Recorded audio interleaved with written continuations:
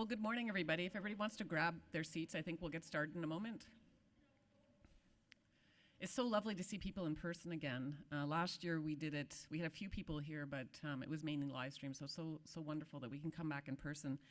And I just want to welcome all of you to this National Day of Remembrance and Action on Violence Against Women. For those of you that don't know me, my name is Mary Wells, and I have the great privilege and honor of being the Dean of the Faculty of Engineering here at the University of Waterloo. And before we begin, I just want to acknowledge the land that we are on and recognize that it's important to reflect and acknowledge that the University of Waterloo's campuses in Waterloo, Kitchener, and Cambridge are situated on the Haldimand Tract, land 6 miles on each side of the Grand River, granted to the Haudenosaunee of 6 nations. The land inside and surrounding the Haldimand Tract, including our Stratford campus, is the traditional territory of the Attawandaron, Anishinaabe, and Haudenosaunee. I also acknowledge and recognize this area is now home to many diverse First Nations, Inuit, and Métis peoples. I also wish to recognize dignitaries who are joining us today, both in person and virtually, including Mayor Dorothy McCabe and City of Kitchener Councillor Debbie Chapman. Welcome.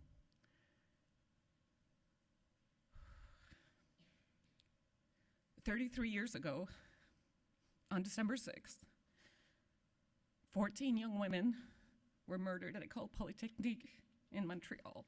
This is always a very difficult day. We come together to remember and honor them and to reflect on our continued work ahead. Thank you so much to the in-person audience here in Engineering 7 and to those tuning in virtually across our campus and in the community. To begin today's ceremony, I am pleased to introduce Vivek Goel, President and Vice Chancellor of the University of Waterloo.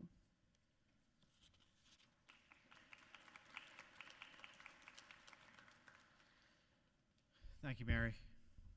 As Mary noted, it has been 33 years since the horrific events of December 6, 1989, in which 14 young women were murdered at l'École Polytechnique de Montréal. We remember hearing and living with this news and still carry the shock of that event to this day. As an institution of higher learning, this day has heightened significance for our community. The young women killed were not unlike many of our students who pass through the hall of this building today. Universities are supposed to be safe places for young people to pursue their dreams, but December 6th, 1989 changed that perception for many. Gender-based violence persists in our world today. While the events at l'École Polytechnique were an extreme example, this violence takes place in our community, across Canada, and around the world every day. In September, we mourned the life of former Waterloo student Sarah Inam, who was killed in Pakistan as a result of domestic partner violence. At the same time, our community and people around the world have been holding events in support of women's rights in Iran since the death of Mahsa Amini. But gender-based violence is not just a global issue. As we are remembering today, it is very much a Canadian issue. Our rates of such horrific events are not much different from those of other countries. Since November 25th, our campus community has been participating in the UN's 16 days of activism against gender-based violence. This has included the hashtag Consent Matters campaign, raising awareness of sexual and gender-based violence, and the installation at the bridge across from Environment 3, honoring the lives of missing and murdered Indigenous women, girls, and Two-Spirit people. Every one of us has a responsibility to speak out and take action towards eliminating this violence in our society. Events like today's are vital to ensuring that we maintain a dialogue emphasizing that these 14 lives and the countless others taken through gender-based violence aren't forgotten. Their lives matter. Thank you for attending today's event and for doing your part to eradicate violence in our society. Now I'd like to welcome Jean Becker, Associate Vice President of Indigenous Relations. Jean.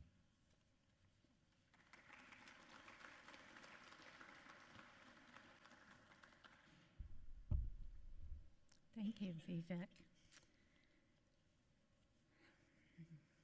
Habujo, Sego, Scano, Wache, Tansi, Kwe Kwe, Tunasugit.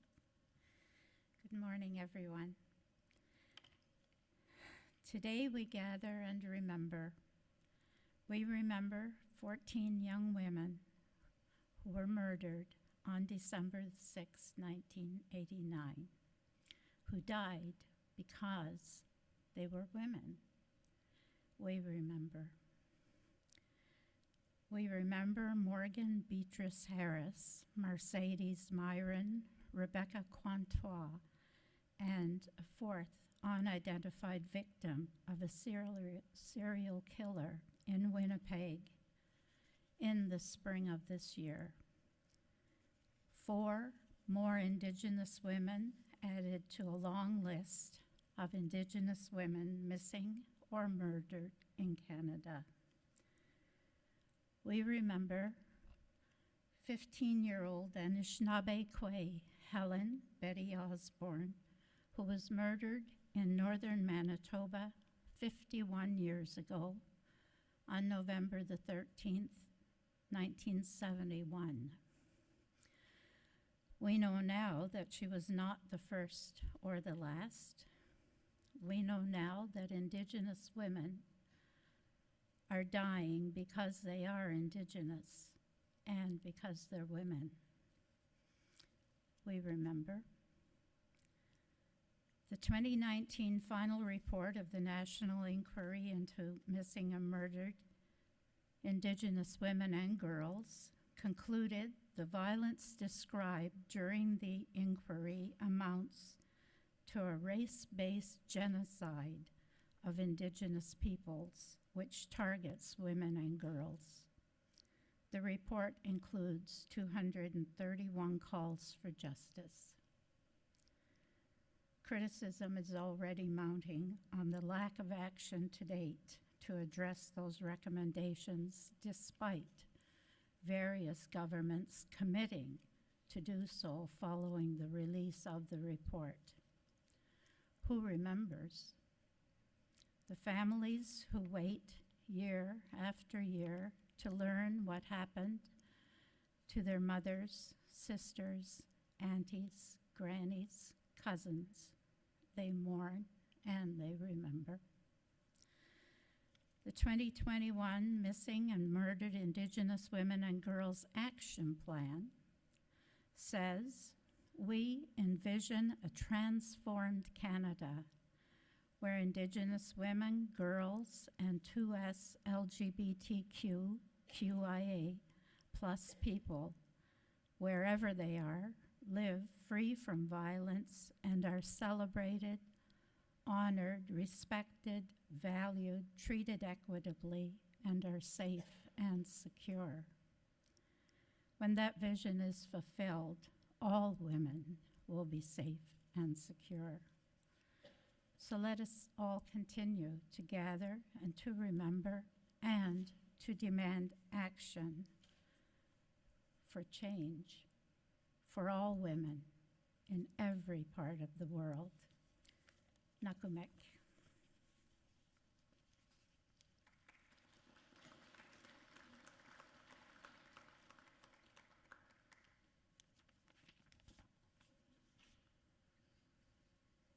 Thank you, Vivek and Jean, for your heartfelt remarks and for your ongoing commitment to addressing gender-based violence. My name is Mary Robinson, and I'm the Associate Dean of Outreach, Equity, and Diversity for the Faculty of Engineering, and I use she, her pronouns. As I reflect on December 6th in the context of my life, I am immediately brought back to a hallway at a high school in Ottawa. I'm a few months into grade 7 at a new school, having recently moved to the city. My dad was a mechanical engineer in the Canadian Air Force, so we moved quite frequently. I don't remember reading a headline or specifically hearing a particular news report. My family consumed media by CBC radio at that time, but I do remember a feeling of my world shifting. I struggle to understand what would motivate someone to do something like take a gun into a university. I thought of all the people impacted, the 14 women who were killed that day, and as I look at some of my past students, it could have been them, their family, their friends, their classmates, and the families that will never be. Excuse me for a second. As my time in Ottawa stretched on, I came to understand the importance of having a supportive academic environment. The high school that I attended had been an all-girls school, but had recently opened to the general public. So there were men present, but they were in the minority. As students, we were encouraged to try everything. So in my final year, I took physics, calculus, and algebra like a good engineering student, but also ancient history and French literature. A career in the STEM field felt as possible as a career in any field, although my dad did discourage me from pursuing engineering. At Waterloo Engineering, I found a supportive environment where people could pursue their passions and they could be themselves, although the demographics were a little different when I started 25 years ago. I'm proud to say that today we have over 30% women in our undergraduate population. Our WE committee recently celebrated its 30th anniversary. But we aren't done yet. The lack of access to washrooms and menstrual products are a subtle but powerful reminder that women and non-binary folks were not considered when these spaces were designed. Our work to achieve true gender equity is far from complete, and maybe some of those 14 women, their designs would have had a significant impact. So this December 6th, which also happens to be the last day of class before final exams, just like in 1989, take a look around. You may have noticed that each of the speakers today are wearing a white ribbon. The White Ribbon campaign started in 1991 to challenge and support men and boys to be a part of the solution in ending gender-based violence in over 60 countries around the world. The White Ribbons serve as a powerful reminder of the obligation that every single one of us has in building a future that is free of gender-based violence. Once again, Waterloo is partnering with the Kitchener-Waterloo chapter of the Canadian Federation of University Women to mark December 6th. CFUW is a national organization that works to improve the status of women and to promote human rights, public education, social justice, and peace. It's my pleasure to introduce Chris Bailey, President of CFUW KW Chapter.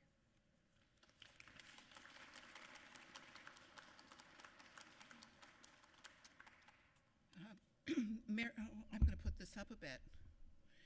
Mary and speakers, thank you for your introductions. CFUW is pleased to partner with University of Waterloo for this very important occasion. The CFUW Kitchener-Waterloo was established 100 years ago. Throughout its history, the club has remained steadfast to its original mission to promote equality, social justice, fellowship, lifelong learning for those identifying as women and girls by providing bursaries and scholarships to support the advancement of women in higher education. CFUW National and Kitchener-Waterloo continues to advocate for women's rights and improve their status in society, and yet the safety and security of those identifying as women in Canada and around the world continues to be threatened. by violence that is systemic in our society. Tragically, despite increased awareness, statistics indicate that during the COVID-19 pandemic, gender-based violence has escalated worldwide by over 40%. Today, we remember the 14 young women who were murdered 33 years ago, knowing that in doing so, we continue also to raise awareness of the ongoing reality of violence against women and girls. We also remain vigilant to the realities of the murdered and missing Indigenous women in our country. On this National Day of Remembrance and Action on Violence Against Women, vigils such as this, which are being held across the country, serve to remind us that we must continue to raise awareness, seek societal change, improve education, and enforce legislation. Thank you to everyone who's here today and online for being part of this conversation to end gender violence.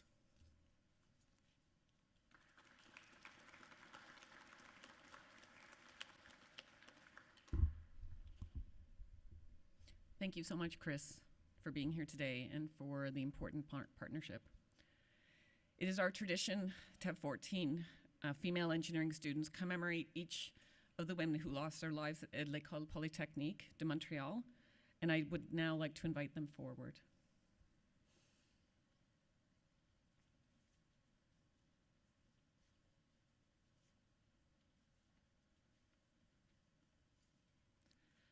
Barbara Kluksinik-Vidajovic, nursing student, age 31.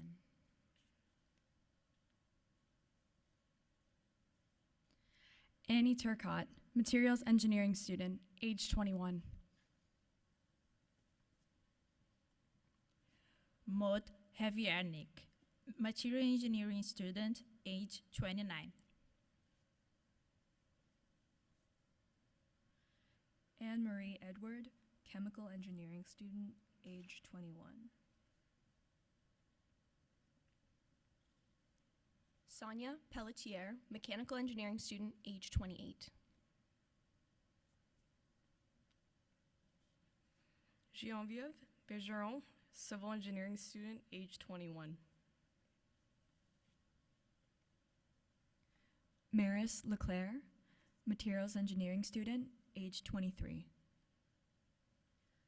Natalie Croto, mechanical engineering student, age 23. Annie St. Arnaud, mechanical engineering student, age 23. Helen Colgan, mechanical engineering student, age 23. Michelle Richard, materials engineering student, age 21. Anne-Marie Lemay, mechanical engineering student, age 21. Barbara Daigneault, mechanical engineering student, age 22. And Maurice Lagenier, budget clerk, École Polytechnique, age 25.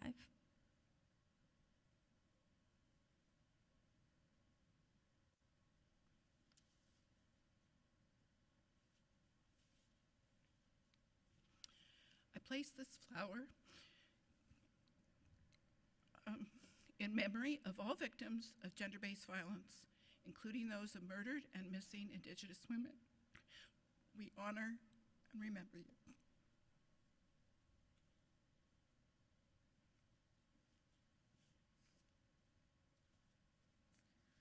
I lay this white rose for the people forever impacted by this event. I invite everyone to participate in a moment of silent reflection.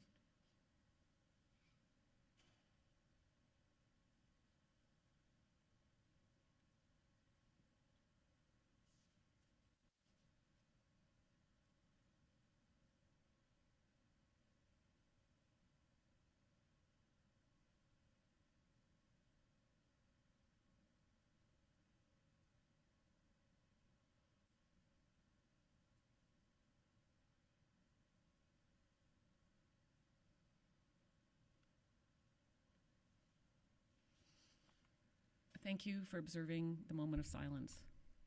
Today, as we honor and remember the past, we acknowledge that there is still work to do to end gender-based violence on our campus, in our community, and around the world. This concludes our event for today. Thank you to everyone who participated and attended.